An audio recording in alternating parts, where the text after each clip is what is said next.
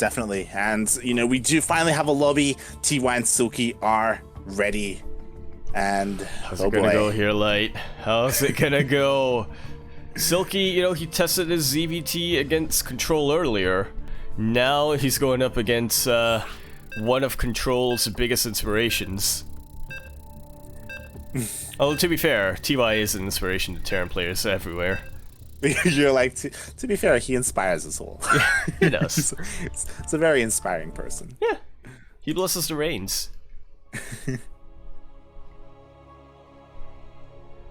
Oh my god, I only just now noticed. Steel Mold said, if Miyamika is the mob boss and he's a big cat, then what is he petting when he turns around to face Max Angel?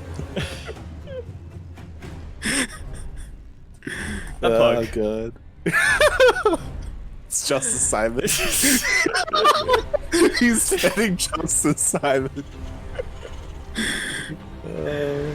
But, speaking of which, we are now going to be spawning in onto Death Aura LE, the Aura of Death, which is usually radiation, but it can be other things. And I got a question for you, Light. Are you free? Down in Africa. Rep in the top left-hand corner of the map, spawning in the top left-hand corner of the map. We do in fact have the blue Terran representing Africa Freaks. We have TY. Chicken pie. And spawning in the bottom right-hand corner of Death Aura LE, we have the American Zerg player representing Psystorm Gaming. He is Silky.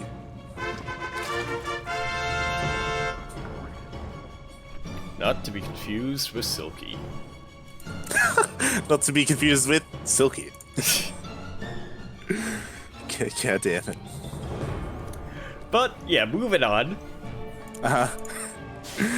And like, if we wanted to see how Silky's TvZ was, or ZVT, I should say, then this is the match. This is literally one of the best, if arguably the best Terran player. Yeah, absolutely the best Terran player at the moment. Oh, not according to TY though. Interestingly enough. I mean, he's a humble guy.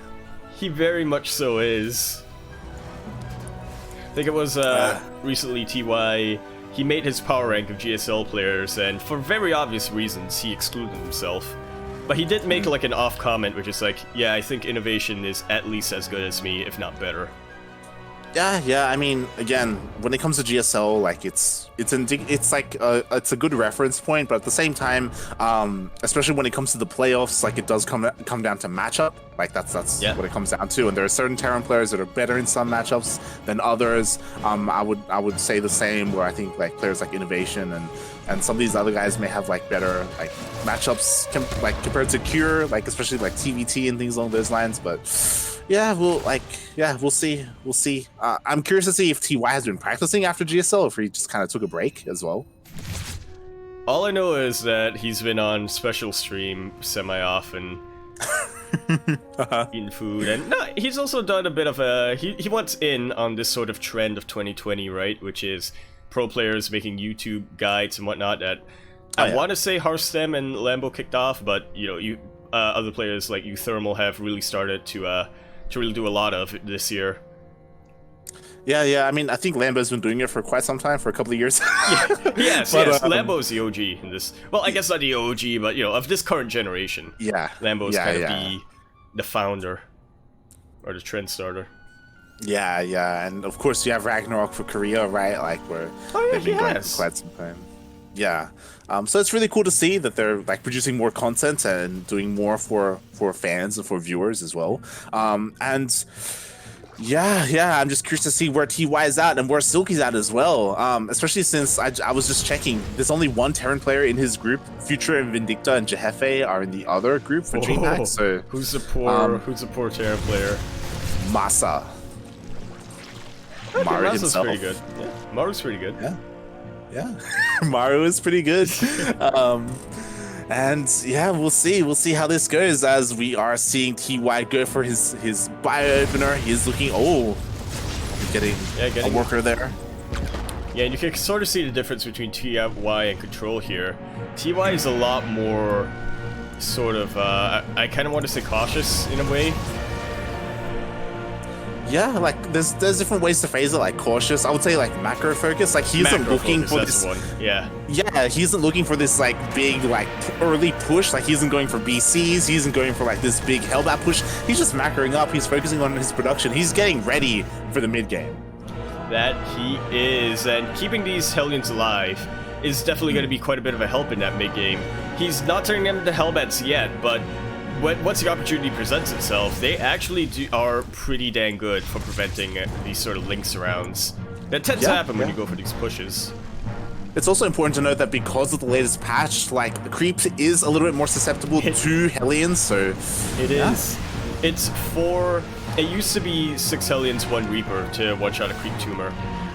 It's at least 4 now to 4 Hellions to one-shot a tumor. Yeah. I might even go so far as to say 3. I'm not too sure about that one.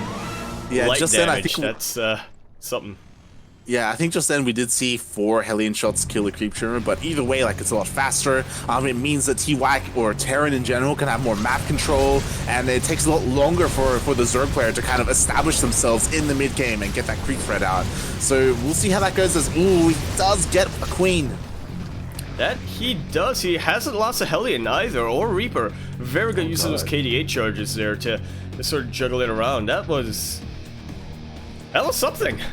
That was beautiful to see. That was some sexy micro there by TY himself. And here we go. Now he's getting ready for his push. You know, the Hellions were able to stop the creep spread. Now we have the Marines and tanks pushing out across the map. Yep, Silky does confirm that there's a push coming out his way. He is going to be starting to get the defenses out. A lot of roaches are about to finish popping up. But where's the fight going to take place? As depending on the positioning, this can really turn the tides here for either player. Yeah, and I'm kind of concerned because there are no Banelings here. It's just Roach Ravager and Lings here for support. So he's going to have to rely on his biles on the tanks as well as this nice surround that he's trying to set up. And I just realized here, Light, we do not actually have an armory, so these are just going to be straight off Hellions. This does make it a little bit easier for Silky, but it doesn't seem to be quite enough.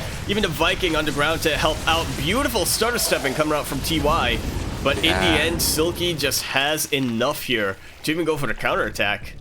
Yeah, that was really nicely done. The surround was really good. The biles on the tanks as well. So the first tank went down immediately. The second tank not too far away. And yeah, that was a really good engagement there. And he does put TY on the back foot, but he continues to drop. This is the sort of multi-prong that I guess we've come to expect from players like TY, or I guess it's not really multi-prong, right? But more of a sort of sustained map presence with the drops. Yeah. It's a little bit of a risk, as you don't want to lose them, but yeah, we do see that players like TY are able to pull it off. Yeah, and it's really impressive as well, because I think after seeing all that army push out across the map, like another Terran player would make sure that the drop comes home for defense, but instead TY is confident with his own defense and risks them out on the map to try and harass and keep Silky busy. And look at that, might even manage to get this hatchery here, does manage to get the cancel. And now Hot picks up away. Meanwhile, over in the main base location, not a lot of damage done, but does still clear up the creep pretty dang well. Yeah, I'm honestly really impressed by Silky. Like, he's keeping up. Like, he's been able to defend really well. He's been able to defend all these drops as well. He did force a cancel on that 4th base, but immediately Silky's on top of it. And behind this, he's getting a Spire. Yeah, that he is.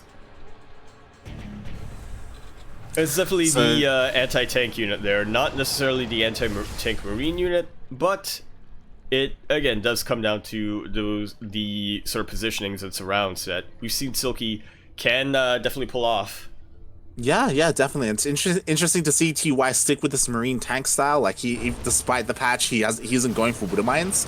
Just more sticking with this something more standard, something that he's more used to. I would assume. I think he saw the roach count there, and so I did go for it. Yeah, definitely. But I would hope we see a transition soon, as you know, we do have Silky going for Ling Bane. The Baneling Nest is about to finish up. He's working on melee upgrades, Mulus as well. So we do see that tech switch on the way. Yeah, we do. And you know what else is on the way here, Light? An SCV apparently. Well, so a massive drop coming out. This is And definitely an interesting way of playing TvZ, and it's something that TY does like to do quite often. He likes to stay at home with a pretty massive line of tanks and just sort of go for these massive drops with his bio, just trying to get a lot of damage done. You know, this sort of high risk, high reward style of, or I guess not really necessarily risk, but like definitely a style that you have to be very aware of. You have to pay a lot of attention. Yeah, and he dealt some decent damage. You know, he killed 2 queens. He pulls the army back. Ooh, he pulls the army to the right side. So now this drop going on the left side is going to be hardest to deal with. And this is a multi-prong in the truest sense of the word. There's just not a lot of defenses here for Silky. It looked like there might have been barely enough, but in the end, not quite. Meanwhile, over in the west side, this drop does get cleared out. Yeah, it was really nicely done. Like, TY, he was trying to pull Silky apart. Silky, he did split up his army, but in doing so, he did lose a couple of Mutalists trying to hold. He lost 2 Mutalists already, which isn't ideal, but yeah, like, he's keeping up. Yeah, that he definitely is. He's going now into his 5th base, or saturating his 5th base, I should say.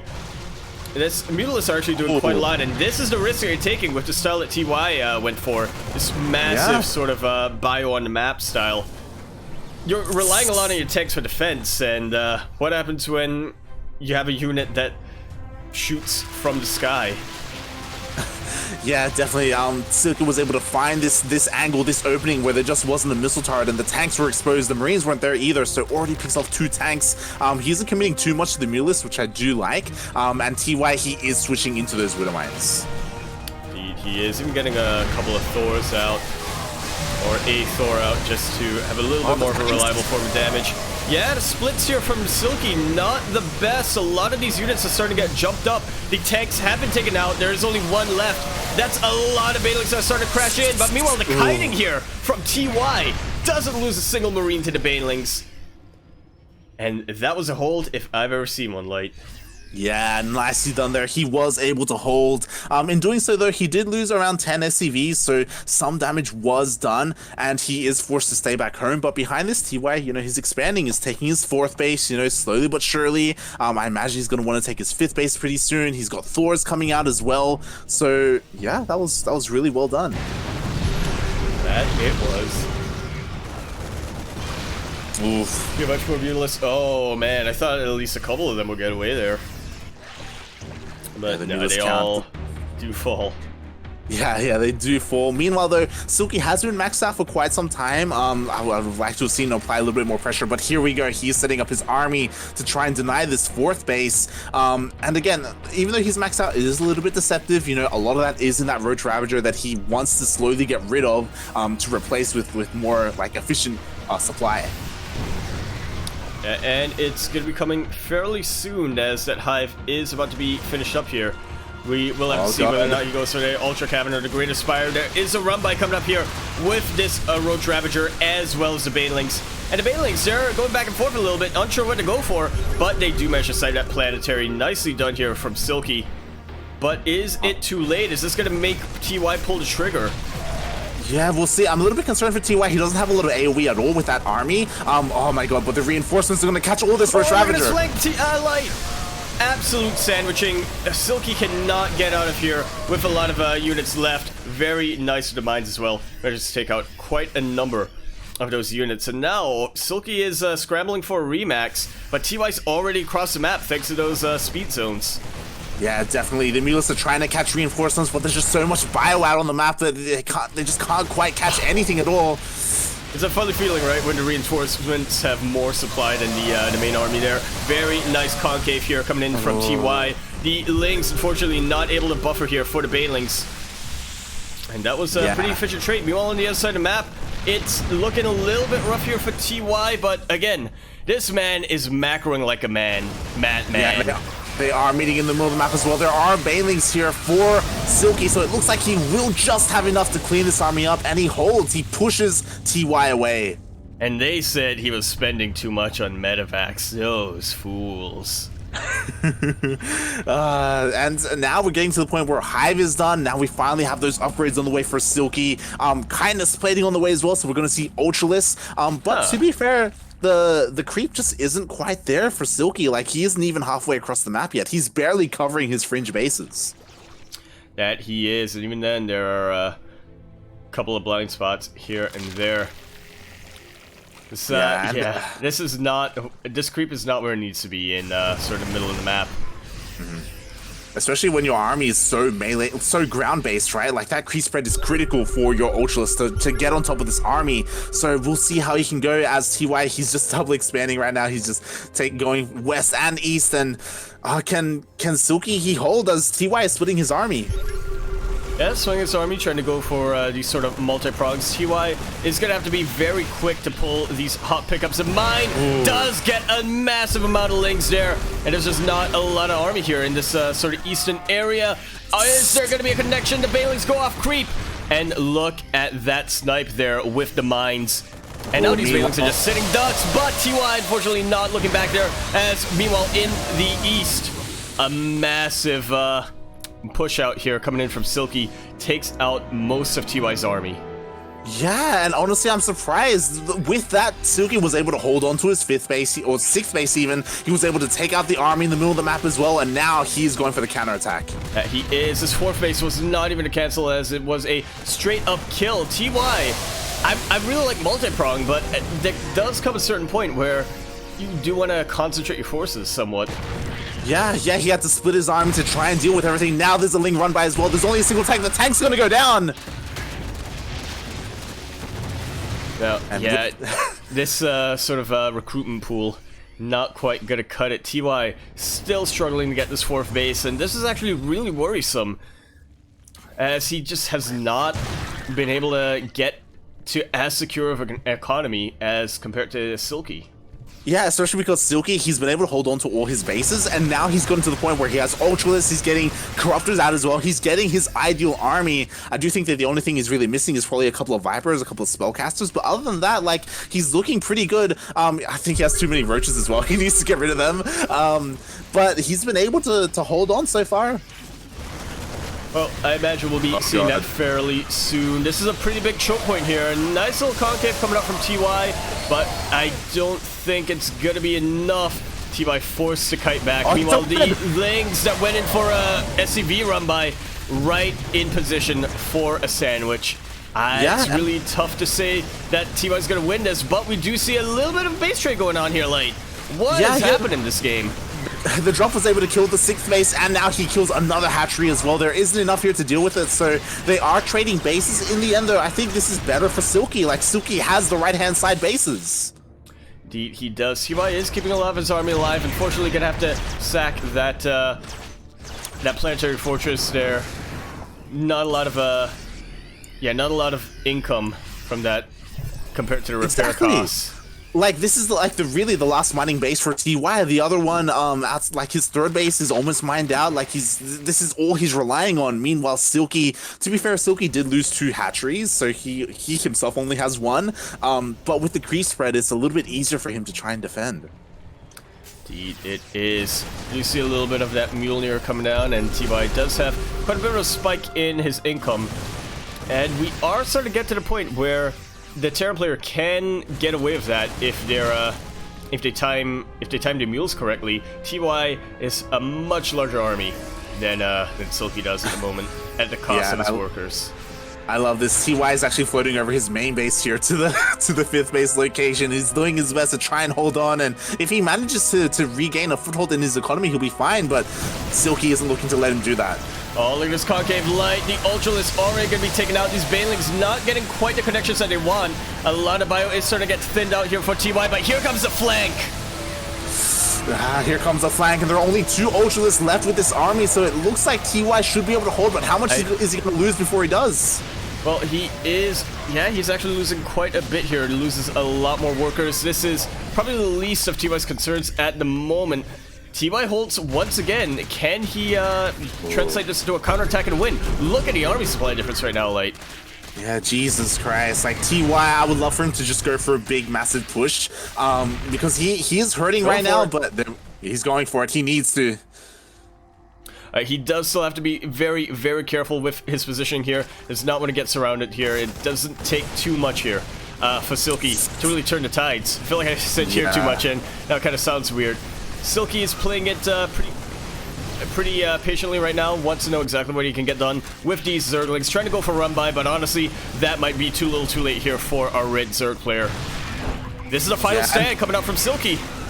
Surprisingly, he's trying to stop this push, and I don't think that was the right call. I think sacking the base was fine. To be honest, like, he needs banelings, he needs a little bit more time, but he just keeps trying to engage this army.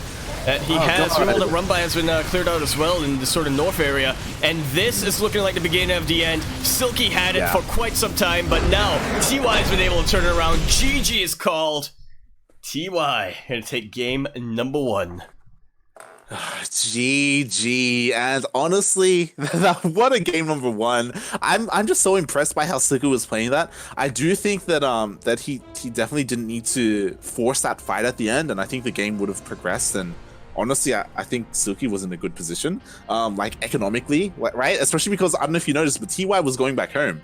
He was turning around, and then Silky was like, "Fight me!" And TY's like, "Are you sure? What? What are you doing? What are you doing here?" Yeah, I mean, I think TY. Yeah, I mean, it does go back to what you're saying there, somewhat. TY absolutely had enough towards the end there just to press the issue and continue to go on and take that win, but TY didn't know that. As far as TY was concerned, you know, Silky was so ahead in economy for the longest time, probably had a macro hatchery for all he knew, and if he overstayed his welcome, if he overextended for even a second, his army was going to get wiped out and he just had no money to go off of. That didn't matter in the end. Yeah, GG, well played. And honestly, I'm really impressed by Silky because, like, a little bit of, like, minor things, and he definitely could have taken that game. Like, that was a really close game. And it's just really impressive to see, like, someone who's not as notable as, like, Scarlet or even Neeb, right? But, like, still, I would say nowadays, like, one of the best in America. Like, take it to TY. Absolutely, the best Terran player in the world right now. Yeah, definitely. And again, like, Silky is the best in America, the best Zerg player in America. And I keep saying America, and because, you know, it doesn't sound like a massive accomplishment, right? Because you do get overshadowed by, you know, in NA you get overshadowed by, like, Scarlet, right? And this entire year there haven't been any global events, so, like, where can you really shine and showcase? Well, now finally, right, with DreamHack. Yeah, it also, I guess that's also the thing. What was I gonna go into? Something about, like, when you say America, you don't mean NA, you mean, like, the US of A. Yes. But anyway, speaking, here we are going to be coming down into Eternal Empire, Ile. We're here in the bottom left-hand corner map, spawning all the way in the bottom left-hand corner of the map. We have the best Terran player in the world right now, the highest rated caster when it comes to played games and whatnot. The casting champion. He is representing Into the Clan and playing for Light. No, wait, and he also blesses the reigns down in Africa TV. We have TY. Apple pie. And spawning in the top right-hand corner of Eternal Empire LE, we have the American Zerg player representing Psystorm Gaming, the best Zerg player in all of the United States of America. It is Silky.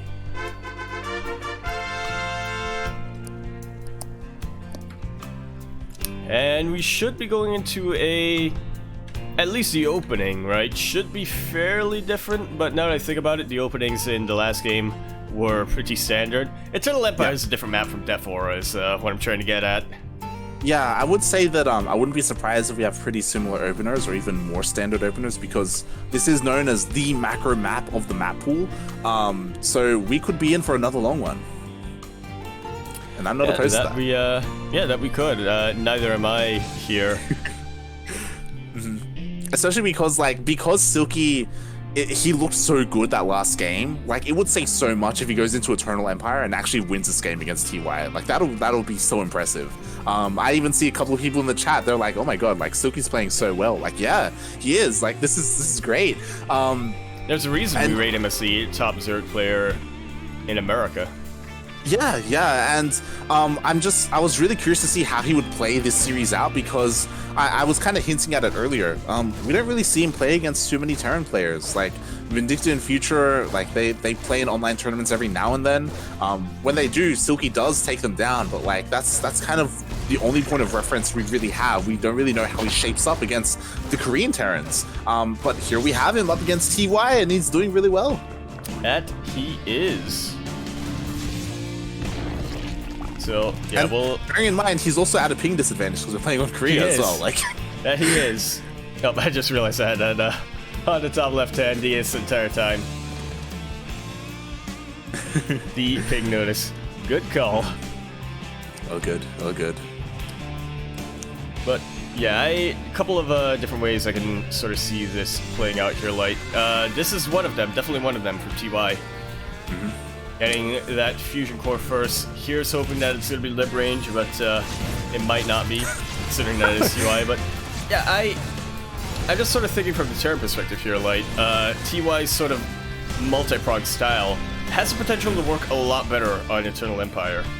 Oh yeah, definitely. Like, the map is a little longer. It can take a lot longer for the Zerg army to get from base to base to try and hold against the multi-prong attacks.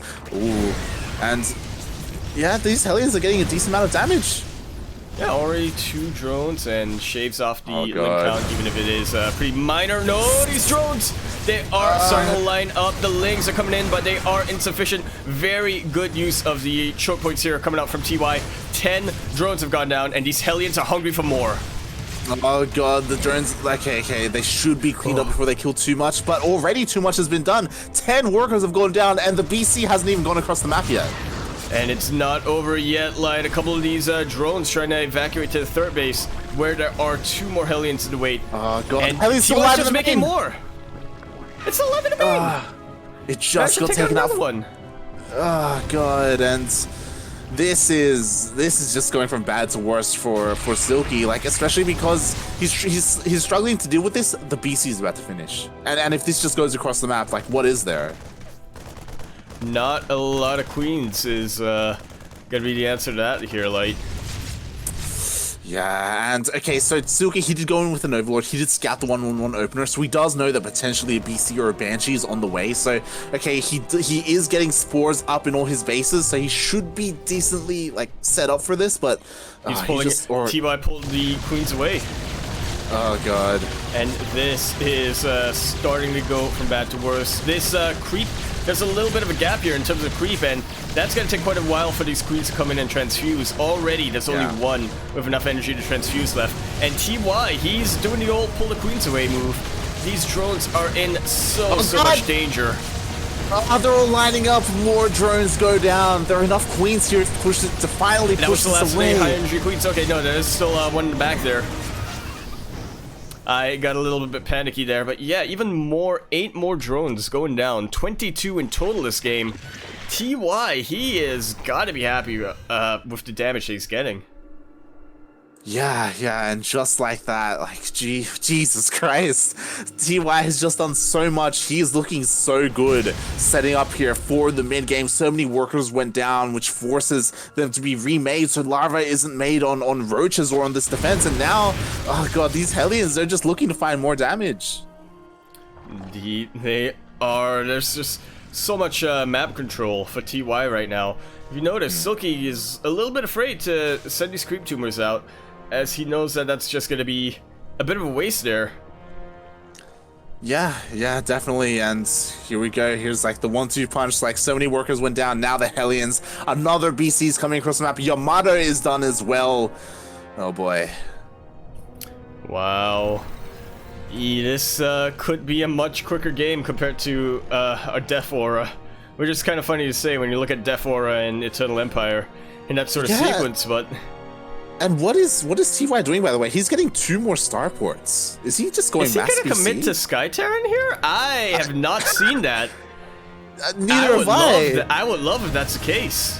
I've never seen a meching Terran have more starports than factories. Like, what is happening right now? Especially in the TvZ. Sometimes you see it in like a TVP, and you know, ideally that's what you want in TVT. It doesn't. The reality of the situation is you can't always do that. But yeah.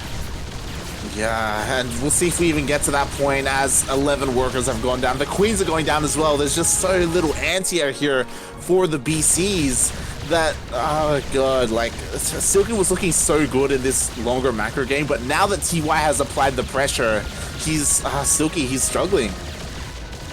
Yeah, struggling is probably the best word to describe it here. He's staying in there. He knows that this is, if he loses this, then he's gonna have to hang it up for at least until ESL NA or ESL EU or something like that. But yeah, he does not want to be eliminated right now. This BC is starting to get pretty low, but the teleport has right as the fresh BC comes in. Yeah, and look at that production tab. 3 BCs at once are on the way. Jesus. He's utilizing those starports. And yeah, this is starting to get from bad to worse pretty soon. Blue Flame is even just finished up, and this is a barbecue if I've ever seen one. I highly doubt that that Silky will be able to muster the forces for a counterattack unless TY, you know, really gives him a lot of time.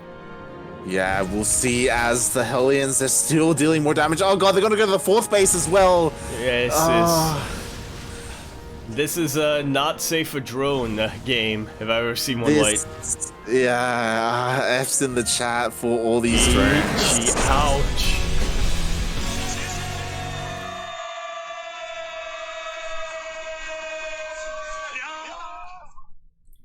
And just like that, TY, the best Terran player in the world right now, is gonna go into the quarterfinals to face another Zerg player, his teammate in Armani. That he will, and oh boy, that was rough to see. Like it felt like, you know, TY played a more like the more Mac focused game 1 and realized how close it was. Like, all right, I gotta like switch into 5th gear. I gotta like do what I do best, do what Korea does best. Korean Terrans are known for their aggression, for their multi-prong, and he just pulled Silky apart. Definitely it did right from the get-go in that game. I was saying, I know what to do. It's always it's always a treat to watch when that happens. Definitely. It was really cool to see TY execute his build as well as his opponents, and we'll see how he does in another TvZ. And I'm looking forward to this because like Armani has been doing so good for so long. Like in all of his matchups, we've seen him excel here. We've seen him take down favorite players. I want to see how he does here against TY. Was it Armani that took out Stats that 1 week when Stats was at the top of everything? Yes. That's when Armani took out Stats, and Estrella took out Solar, and then Estrella took out Armani. There you go. Yeah. It was insane. It was insane because we looked at the bracket, we're like, oh yeah, like we're gonna have Solar versus Stats. It was the reverse, Armani versus Estrella, and we're like, what? Like, this is crazy. That'll show you to make assumptions. Yeah, it was really cool to see. So we will be casting this series. I believe Wardy is covering Stats versus Solar, as the other Splice boys are facing each other. At least it's not the Afrika boys. Yeah, anyway. We've got the Afrika boys. Wardy has the Splice boys. That's that sounds a bit weird to say. We got the boys, yeah.